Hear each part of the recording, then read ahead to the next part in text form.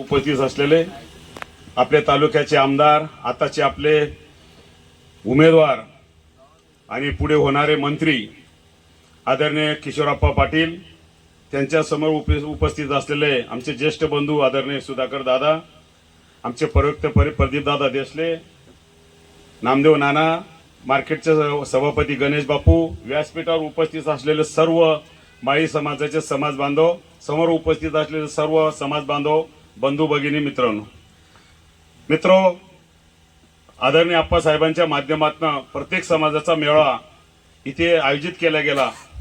त्याच पद्धतीने आज माळी समाजाचा मेळावा सुद्धा इथे होतोय. आपण आदरणीय आप्पासाहेबांना 10 वर्षापासून पाहतात. त्याच्या अगोदर सुद्धा 10 वर्ष आदरणीय आप्पासाहेब तात्यांबरोबर होते. म्हणजे जवळ 25 वर्षापासून आप्पासाहेब आपल्या संपर्कात आहेत. आज 10 वर्षापासून आदरणीय आप्पासाहेब आमदार झाल्यानंतर आप्पासाहेबांनी जो कामाचा लेखाजोखा असेल, जे कामं केलेले आहेत, हे सर्वश्रुत आहेत. तुम्ही पाचोरा तालुक्यात कुठेही जा, कुठल्याही मतदारसंघात कोणत्याही गल्ली बोळात जर विचारलं की आदरणीय आप्पासाहेबांचे कामं कसे आहेत, हे सर्वांना ज्ञात झालेलं आहे. आज एक विकास पुरुष म्हणून आदरणीय आप्पासाहेबांची ओळख झालेली आहे. आज बरेच लोकांचं इलेक्शन सुरू झाले म्हणजे सर्व जातीवर येतं. जो जातीवर राजकारण करतो, मी तर तेच समजतो की हा निष्क्रिय माणूस असतो. त्याला ज्या दिवशी जात आठवते त्या दिवशी तो समजून घ्यायला पाहिजे त्याने की आपण कुठेतरी निष्क्रिय आहेत, आपल्याकडनं काही होऊ शकत नाही. हे असेच लोक जातीचा आधार घेता आणि त्याच्यावर ते राजकारण करता. आज आदरणीय आप्पासाहेब, मी इतक्या वर्षापासून आदरणीय आप्पासाहेबांबरोबर आहे. मी कधी विचारलं नाही कुठल्या जातीचा आहे, आप्पांनी मला कधी विचारलं नाही कुठल्या जातीचा आहे. पण आदरणीय आप्पासाहेबांबरोबर, तात्यासाहेबांबरोबर असताना मी एक छोट्याशा गावातून येणारा कार्यकर्ता, आज 40 वर्ष मला या शिवसेनेच्या माध्यमातून कार्य करत असताना असंख्य पद, म्हणजे माझे वडील सुद्धा ग्रामपंचायत सदस्य सुद्धा न होते, अशा काळात उभा राहिल्यानंतर मी एवढ्या ताकदीने मला सर्व पद आदरणीय आप्पासाहेबांच्या माध्यमातून, तात्यांच्या माध्यमातून भेटले. त्यावेळेस आदरणीय आप्पासाहेबांनी असा विचार नाही केला की रावसाहेब पाटील हा मराठा आहे, मग यांना कसं दिलं पाहिजे, मग तिथे कोणतरी माळी असला पाहिजे, तिथे कोणतरी राजपूत असला पाहिजे, असा कुठलाही विचार आदरणीय आप्पासाहेबांनी केलेला नाही. मी तुम्हाला माहिती करता सांगतो, आप्पासाहेब जात, पंथ, धर्म याच्या पलीकडे गेलेले आहेत. आप्पासाहेबांना विकास करणारा माणूस हा आपला जातीचा असतो असं आप्पासाहेब नेहमी म्हणतात. मी सर्वांना कळकळीची विनंती करतो की आदरणीय येणाऱ्या काळात आपल्याला, तुम्ही जर पाहत असाल, माझ्याबरोबर आता सुधाकर दादा आहेत. सुधाकर दादा रिटायर झाल्यानंतर पहिले सरपंच शिवसेनेचे नगरदिवात झाले, वहिनीन ते जिल्हा परिषद सदस्य झाले, दादा पंचायत समिती उपसभापती झाले, वहिनीन ते सरपंच झाले, दादा सरपंच झाले. म्हणजे त्यावेळेस असं कधी विचार केला नाही की दादा माळी येतं म्हणून दादांना एवढे पद का, असा कुठलाही विचार आम्ही केला नाही.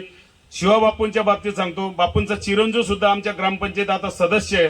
तुमच्या माहिती करता सांगतो, आमची सत्ता गेली नाही तर त्यावेळेस राजू हा सरपंच तिथे होणारा होता, असा विचार आम्ही कधीही केला नाही आणि त्या पद्धतीने आम्ही कधीच करत बी नाही. आणि 100% न्याय देण्याची भूमिका आदरणीय आप्पासाहेबांची असते. सर्वसमावेशक 18 पगड जातींना घेऊन चालणारा नेता जर असेल तर आप्पा आहे. माझी सर्वांना कळकळीची विनंती आहे की येणाऱ्या काळात आपण सर्वजण आदरणीय आप्पासाहेबांचे हात बळकट करण्यासाठी, अजून आपल्या तालुक्याचा राहिलेला जो विकास असेल तो पूर्ण करण्यासाठी, आज आप्पासाहेब फक्त आमदार म्हणून एवढे 3000 कोटीचे कामं करू शकतात.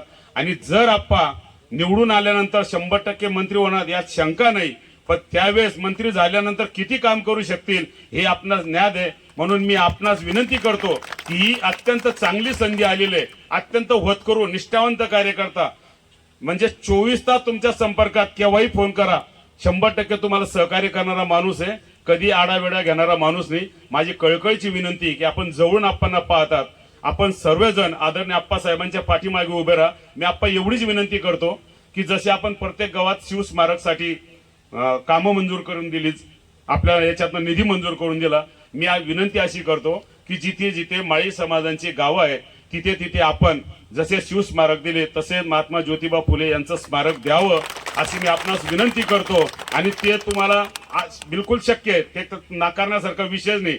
आपण फक्त मागायचं आणि आपण द्यायचं यात कुठलीही शंका नाही. कुठलेही काम असेल, आता राणीताईंनी सांगितलं की बा मंगल कार्यालयाचा विषय, शिवाबापू आणि दादांनी सांगितलं की आमच्या मंगल कार्यालयाचं प्युअर ब्लॉक बसवायचंय.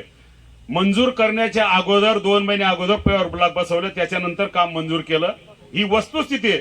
आणि आपण जर सांगितलं मंगल कार्यालयाचं असू द्या, या छोट्या मोठ्या गोष्टी आदरणीय आप्पासाहेब 100% पूर्ण करतील. हे आपण इथे पाचोरा शहरात असलेला माळी समाज असेल यांना सर्व न्याय दे. म्हणून मी शेवटी जाता जाता एवढीच विनंती करतो की आपण प्रामाणिकपणे आदरणीय आप्पासाहेबांमागे खंबीरपणे उभे राहा. तुम्हाला कुठल्याही गोष्टीची अडचण येणार नाही हा शब्द मी देतो. थांबतो. जय हिंद, जय महाराज, जय ज्योती, जय क्रांती.